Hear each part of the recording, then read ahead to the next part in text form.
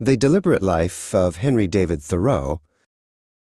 In the quiet town of Concord, Massachusetts, a boy named Henry David Thoreau was born in 1817.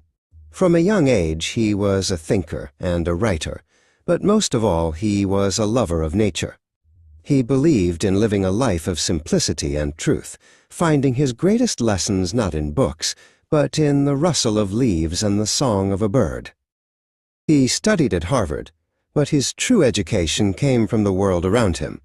He befriended the great writer Ralph Waldo Emerson, who encouraged Henry to follow his own path. Henry's path led him to a special place, a quiet pond where he could live deliberately. In 1845, Henry began to build a small cabin with his own hands on the shores of Walden Pond. He wanted to live deliberately, to face only the essential facts of life. He wanted to see what life was truly about when stripped of all its unnecessary things. At Walden, he farmed a small patch of land, reading and writing in the quiet hours. But he spent most of his time observing the world around him. He watched the seasons change, the ice melt on the pond, and the animals go about their lives, recording it all in his journals.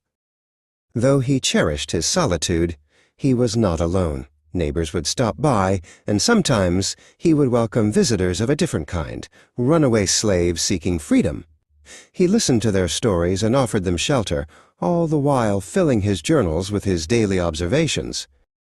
In 1846, Henry made a powerful stand. He refused to pay a tax that he believed supported slavery and an unjust war. For this, he spent a night in jail. He felt freer behind those bars than the people who were bound by a system they did not question. That night in jail inspired him to write his famous essay, Civil Disobedience. He wrote about the moral duty to resist unjust laws, a powerful idea that would echo through history. Henry's life was not confined to the pond. He traveled, surveyed land, and wrote more books, always campaigning against injustice and for the preservation of nature. He was a voice for the voiceless, whether they were people or the trees in the forest.